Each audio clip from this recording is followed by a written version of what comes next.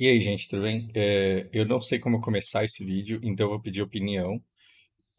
Eu vou mostrar as opções e aí vocês escolhem qual que é o melhor jeito de se começar um vídeo, porque esse vídeo eu quero que seja alegre. Eu não vou demonstrar assim angústia, agonia, medo, por quê? Porque quando eu aprendi com aquele humorista que foi lá no Piers Morgan, que se você fala com dor, se você fala com sofrimento, se você fala com raiva, se você fala causando mal-estar, a pessoa ela muda de canal. Por quê? Porque ela gosta de ver sorriso, ela gosta de ver animação. E aí notícia triste tende a deixar a gente triste e aí a gente desliga, a gente muda de canal, aí a gente vai pro TikTok numas dancinhas mais alegres. Então ou a gente gosta de ver gente se fudendo, mas de um jeito engraçado pra gente, ou a gente gosta de ver gente fazendo coisa alegre, porque se fudendo de um jeito que a gente sente empatia e fala, nossa, podia ser eu ali, a gente não gosta. Então, mesmo quando a gente vai falar assim, tô matando um monte de palestino lá, mas minha mulher tá no meio, eu tô tentando matar ela, então eu tô torcendo pra ela morrer, aí as pessoas não mudam de canal. Por quê? Porque os neurônios espelhos estão reagindo a um sorriso, e aí fica legal. E aí a pessoa continua assistindo o vídeo, mesmo que seja de uma grande desgraça. Então a gente vai escolher aqui qual que é o começo do vídeo. E o primeiro assim, e aí, pessoal que não sabe que a Turquia tá putaça com Israel e tá fazendo umas demonstrações de força para mostrar o quanto ela tá insatisfeita com o massacre de palestinos, sendo a Turquia um dos países da OTAN. Aí o outro jeito de começar animado, super feliz, super pra cima é: e aí, galerinha, tudo bem, pessoal que não sabe que o Egito tá fazendo demonstrações militares para intimidar Israel, porque ela não aguenta mais ver o massacre de palestinos e 90% da população do país deles é árabe, de etnia árabe. É...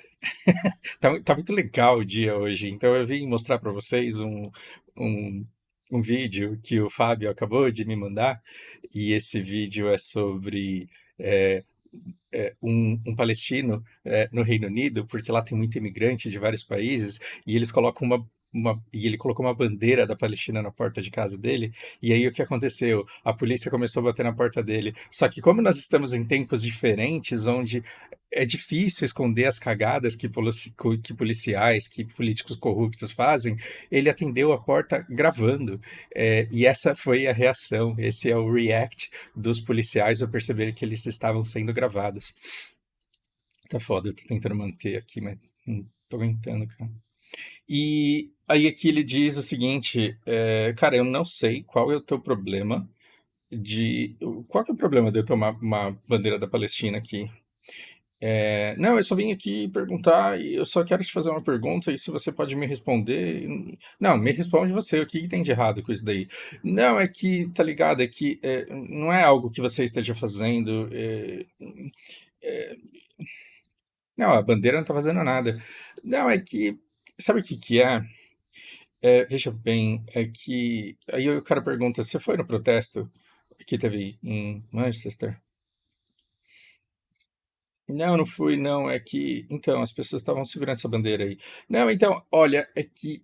Deixa eu te contar, é que eu sei que essa bandeira da Palestina aqui. É, it is just how it could be construed that, you know. É que, tá ligado? É que essa bandeira aí, ela poderia sugerir, poderia dar impressão, poderia causar. Poderia fazer com que as pessoas presumissem que você. Tá ligado? Sabe o que que é? E, não, não tem nada sendo. Não tem nada sendo presumido, não tem nada sugerido, não tem nada aqui. O que que é? E aí ele fala: eu me mantenho solidário, a, a, eu me mantenho. O que que ele usa aqui? A palavra que ele usa aqui. Eu mantenho a minha solidariedade com as pessoas palestinas e é isso aí. E aí vem outro cara, e o outro cara ele também vê a câmera e ele fala: não, é que a gente vê essa bandeira aí e a gente só queria verificar, a gente queria ter certeza, a gente vigia bem e ali, assim, os policiais eles já não são mais o mesmo, porque tudo que esse cara precisa fazer é falar, tira essa bandeira daí, ô seu terrorista homem bomba do caralho, porque a gente tem nojo de vocês aqui, para que isso viralize, para que o mundo inteiro veja. E a causa palestina, Hamas já ganhou a guerra porque a causa palestina ela tá precisando justamente que esses casos comecem a aparecer. E só o fato desses policiais já estarem cagando de medo com a imagem que eles passam a respeito do Reino Unido para o mundo já é de extrema importância para o povo palestino e agora a gente precisa ter uma conversa muito séria. Então, assim, perdão pelo sarcasmo, pelo exagero do começo do vídeo, mas veja bem, a gente precisa falar sobre símbolos.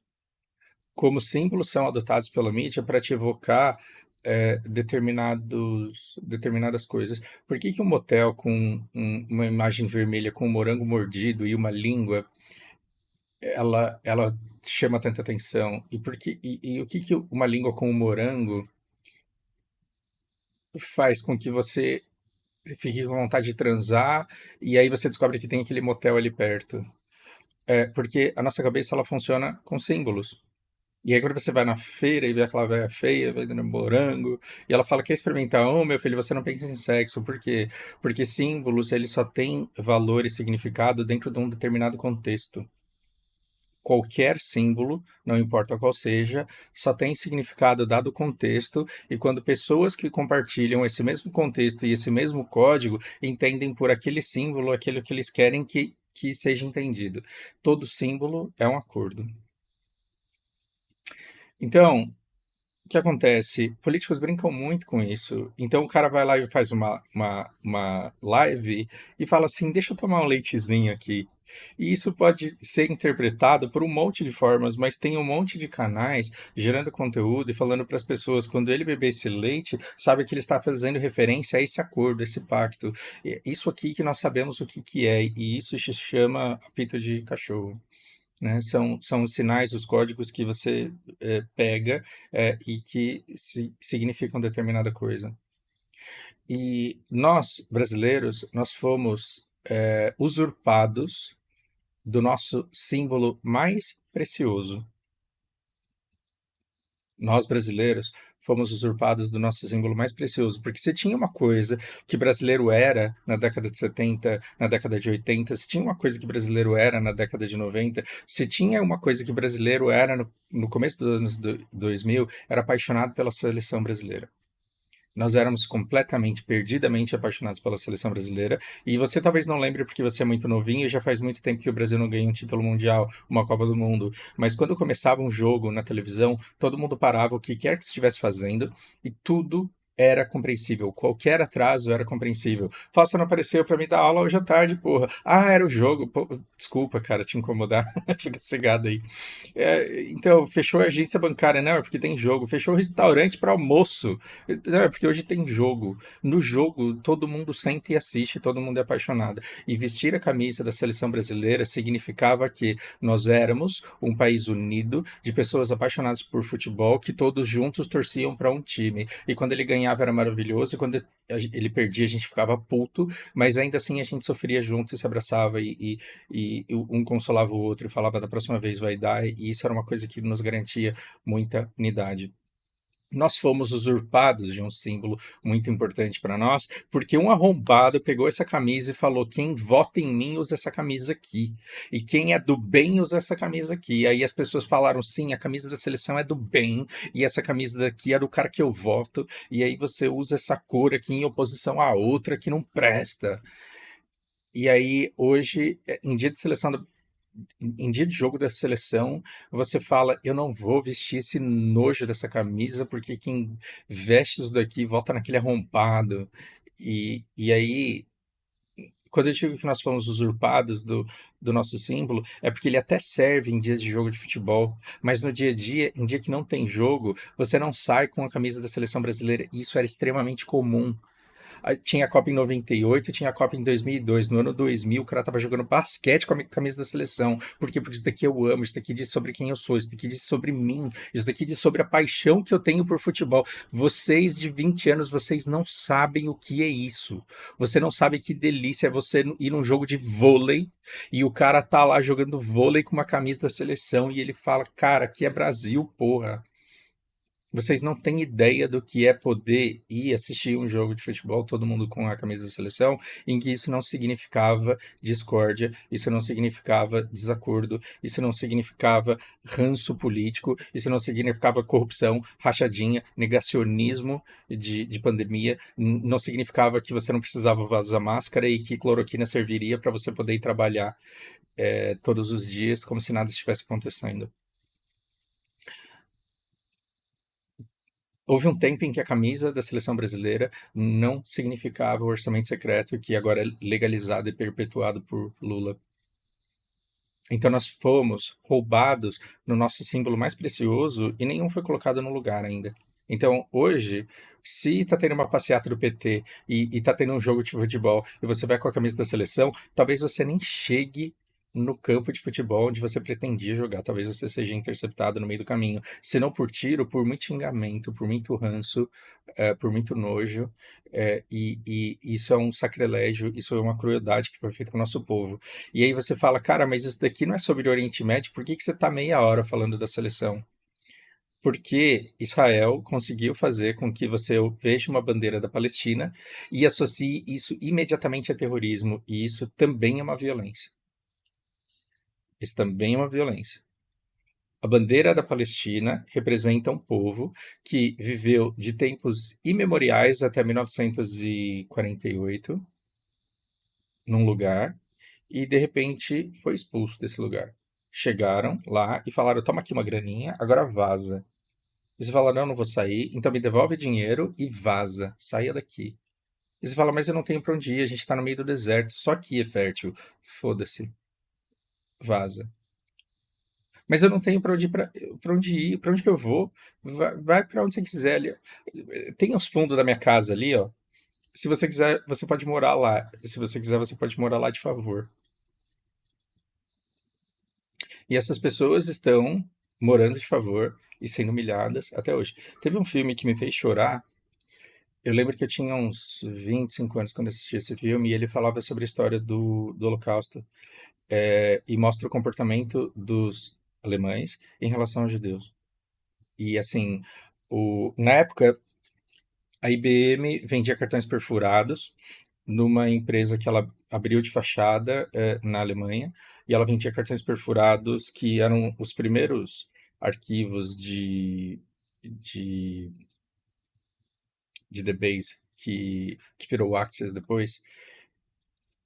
Antes de Access, antes de DBase, existiram os cartões perfurados em que ele colocava lá, é judeu, é neto de judeu, é bisneto de judeu, é 25% judeu, é 12,5% judeu. Esse cara mora em tal lugar, a mãe dele mora em tal lugar, e aí você colocava o cartão, e aí eles, antes de prenderem os primeiros judeus, eles já tinham catalogados quase todos, e eles sabiam exatamente onde buscá-los, e se eles não estivessem lá, para onde eles poderiam ter ido, porque eles sabiam onde moravam os parentes e os amigos também. Então, quando começou a caçada de judeus, eles não podiam fugir porque estava tudo fechado, e você sabia que esse exército eventualmente bateria na sua porta. Nesse meio tempo, enquanto os judeus ainda não estavam sendo totalmente caçados, o nazismo ele estava tão forte, e a ideia de que a existência do judeu era o que empobrecia a Alemanha e que eles eram os grandes vilões e responsáveis pela desgraça que a Alemanha passava era tão grande, era tão disseminada, que quando os judeus eram vistos, eles eram tratados igual cachorro. E tem uma cena muito emblemática desse filme, que eu não vou lembrar o nome agora, mas a hora que eu lembrar, eu vou colocar na descrição do vídeo para não passar por mentiroso, porque esse filme existe. E o exército, ele vê um grupo de judeus e fala assim: ei, parem aí vocês. Vocês estão com uma cara triste hoje. Por que que vocês estão tristes? Porra, por que que eles estão tristes? Porque as pessoas estão sendo presas e enviadas a campos de concentração. Não, eu quero ver o sorriso no rosto de vocês. E os judeus subjugados, eles começaram a sorrir. Eles falaram: ah, esse sorriso aí não tá convencendo muito, não. Eu quero que vocês dancem. E aí, assim, tem uma cena muito emblemática de uma senhora, uma senhora não, uma mulher muito alta, uma judia devia ter um metro e oitenta, mais de 1,80 m, e um judeu muito baixinho. E aí o cara com uma metralhadora na mão, ele fala assim, eu quero ver vocês dois dançando. E aí fica aquela mulher querendo chorar e não podendo, porque ela tinha que manter um sorriso, porque era uma ordem do soldado, e ela tinha que dançar com o cara que era baixinho, ela ficava envergada e era uma situação extremamente constrangedora. E os caras começam a rir e falam: "É essa alegria que a gente quer ver." E aí, quando um casal. Um deles começa a chorar e eles dão uma parada, dispara-se um tiro que pega muito perto do pé, e eles voltam a dançar e colocam um sorriso no rosto e fala assim: quem dançou bem pode ir, quem dançou mal tá preso, porque a gente vai descobrir quem você é. E aí pega-se mais ou menos metade do grupo e separa-se lá. Ah, mas não tem para onde levar, não tem espaço no carro. Ah, que pena, então deixa eu adiantar o serviço e fuzila as pessoas no meio da rua. Esse filme ele me marcou muito porque eu falei, cara, o que que um grupo de pessoas é capaz de fazer quando ele é exposto insistentemente a reforços hipnóticos que desumanizam as pessoas e as colocam como animais e vilões e responsáveis pelo sofrimento das pessoas do bem. Então, aqueles alemães, eles estavam infligindo uma dor terrível, uma humilhação terrível e abrindo feridas que nunca mais fechariam na vida de pessoas, porque eles achavam que eles estavam fazendo bem, defendendo bem, e tudo bem matar aquelas pessoas ali, porque elas eram o mal. E levou-se 80 anos para os judeus transformarem a palavra judeu em palestino. Porque agora é o palestino que está do outro lado. Então, todos eles foram desumanizados. E se você é palestino, é porque você é um terrorista. E isso daqui me lembra muito as meninas que são enganadas pela esquerda, que falam assim: todo homem é um estuprador. Todo homem é um estuprador. E aí vai ter os caras que vão ficar putos e vai falar: vai tomar no seu cu, parei de falar com mulher, virei incel. E vai ter os caras que vão chorar e vão pedir desculpa: eu sou estuprador mesmo. Eu não sei como me comportar, não sei como falar com mulher. Ao ponto de um de vocês, irmãos aqui, tá me pedindo dicas de como abordar uma mulher, porque tem medo. Tem medo de ser visto como um doente psicopata perseguidor de mulher. Por quê? Porque os sinais estão confusos. Porque antes os sinais eram uns e esses sinais eles foram demonificados. Então agora você não pode olhar para uma mulher e falar: eu sinto desejo por você, eu te acho linda, eu te quero. Porque a mulher não pode ser um objeto de desejo, não pode ser um objeto, não pode ser uma meta na vida do homem. Então me diz como é que eu digo que eu te amo. Porque agora amor é demonificado também, porque a falsidade é mentira, é muito precoce para se sentir isso ainda. Então quais são os sinais que eu uso para abordar alguém? Então, o cara que colocou essa bandeira, ele está sendo solidário aos palestinos que estão sendo tratados que nem cachorro e morto que nem rato na Palestina. E ele está falando: olha, tá errado isso daí, hein? Vocês têm que ver o que vocês estão fazendo com o meu povo, porque já foi vocês no lugar deles. Por que vocês estão fazendo isso e quando é que vocês vão parar? E vem um policial e fala assim: então, eu vim ver se você não vai se explodir e matar um monte de civis, porque é isso que vocês fazem. E aí eu tô terminando um livro que eu tô preso em 2008. Eu não consegui terminar o livro. Eu tô preso em 2008, porque esse livro é de 2008. E aí eu tô tentando entender que caralhos aconteceu pro Hamas virar o que virou, porque ele era o grupo menos extremista e com quem mais havia diálogo em 2006. Em 2006, Hamas venceu uma eleição democrática. O que aconteceu é que antes de 2006, o governo de Israel ele tinha uma tremenda influência no governo palestino. O governo palestino ele tinha os seus funcionários públicos e a imensa maioria desses funcionários públicos trabalhava executando funções que eram de interesse de Israel. Tão corrupto era o governo. E o Hamas ele é eleito por uma grande satisfação das pessoas com o governo, então, no poder na Palestina. E eles eram a galera moderada. A galera que falava: olha, na força a gente não vai ganhar isso, não. Ah, mas começou jurando os caras de morte, sim. Mas teve atentado terrorista, sim. Mas nas práticas eles eram os caras mais moderados e eles conseguiam apoio e conseguiam diálogo. Isso até 2008. Eu queria saber que caralhos aconteceu de 2008 para 2023, que esse diálogo simplesmente sumiu e agora o Hamas ele simplesmente reverbera o discurso do Hezbollah. E a hora que Israel descobrir quem que é Hezbollah e descobrir que o mundo não tá ok em ver ele fazer com o Hezbollah o que foi feito com o Hamas e com os palestinos em Gaza, aí eu não sei o que vai ser daquele Estado. E isso é o que mais me dói. Porque se eu tivesse. Eu sei que eu tô falando tanto da causa palestina que parece que eu tô torcendo pros palestinos. Mas se eu tivesse torcendo pros palestinos, eu estaria torcendo pro Hezbollah entrar logo e fazer um barulho. Não sei a que consequências ao povo iraniano. Mas eu estou justamente pensando no contrário. O quão seria precioso que houvesse uma escalada, uma desescalada, que tirasse o Netanyahu, colocasse um poder mais moderado, que aceitasse dialogar com os palestinos e com toda a comunidade árabe que está em volta, para dizer ou a gente para com isso, ou isso daqui vai escalar por uma ameaça nuclear. E aí, 9 milhões de judeus eles podem deixar de existir, mas 89 milhões de iranianos também. Só que se os iranianos deixarem de existir, o que a China está fazendo no Mediterrâneo? Então, a coisa ela tá tão tensa, mas tão tensa, que o primeiro passo é esse tipo de vídeo aqui viralizar. Escuta, tem um palestino que mora no Reino Unido, ele tá com uma bandeira da Palestina na porta da casa dele e ele não é terrorista. O que vocês têm a me dizer sobre isso? Não, isso não faz sentido na minha cabeça. Então ignora esse cara, porque ele não entra nas informações que eu concatenei e que formam a minha visão de mundo feitas por Rock e André. Não cabe, esse cara não faz sentido pra mim, então tira ele. Não, são essas peças que não encaixam no seu quebra-cabeça que você deve grifar, salientar e falar: agora eu quero que esse negócio aqui seja o centro do meu mapa. Porque se nenhuma peça se encaixar nessa daqui, é porque o meu quebra-cabeça inteiro tá errado.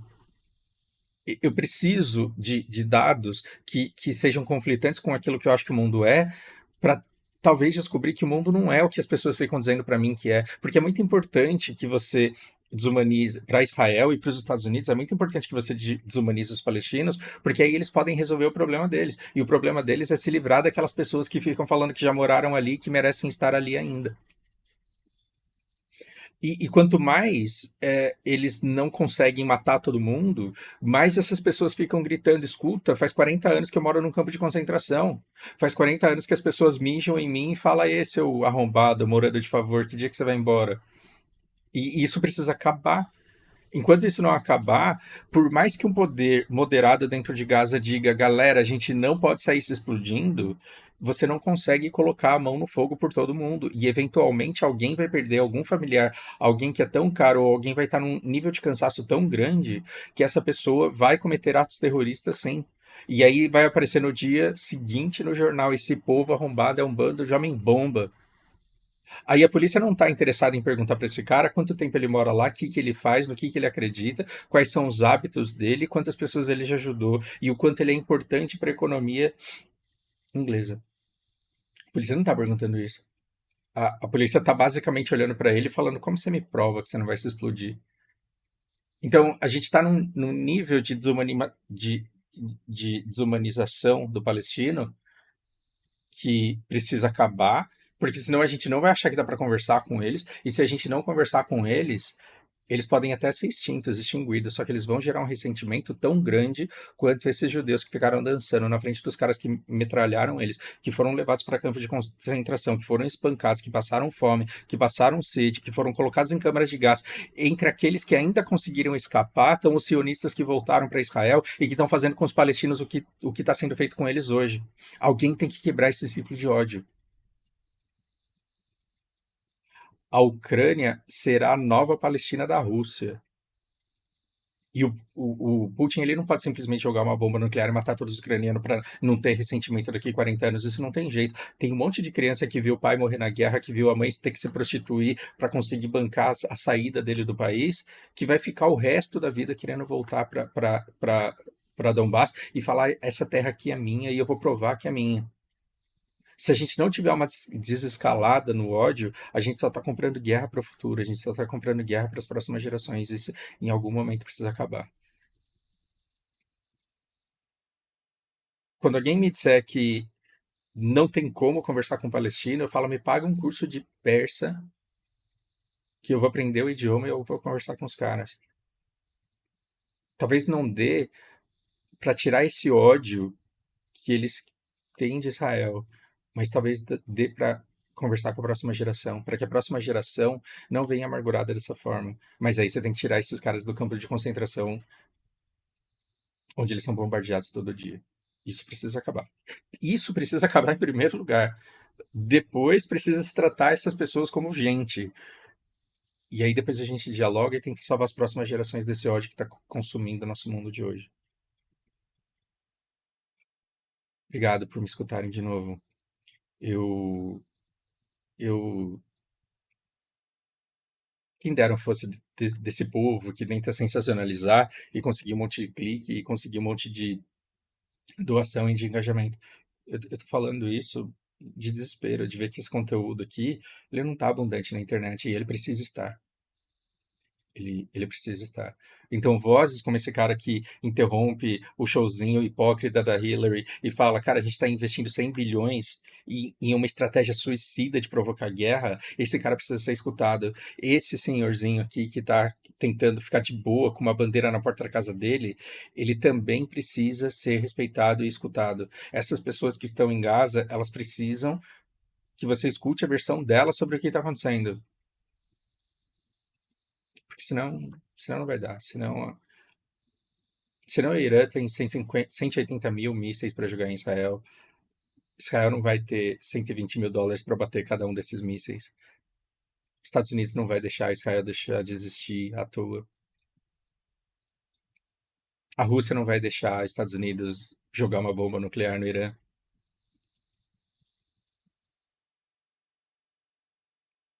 Que merda. O mundo tá virando porque para ser eleito, Netanyahu colocou na cabeça de todo mundo, através dos seus cachorros, não vou falar o nome do rock do André, pagos para ficar te dando conteúdo de graça para você falar, nossa, como esse cara tem boa vontade, como ele é altruísta de me dar as aulas de história que eu não tive na escola, para você olhar para um palestino e falar tem que matar mesmo porque não tem jeito. Que merda, né? Que merda. Se o mundo não acabar, a gente se vê no próximo vídeo. Até a próxima.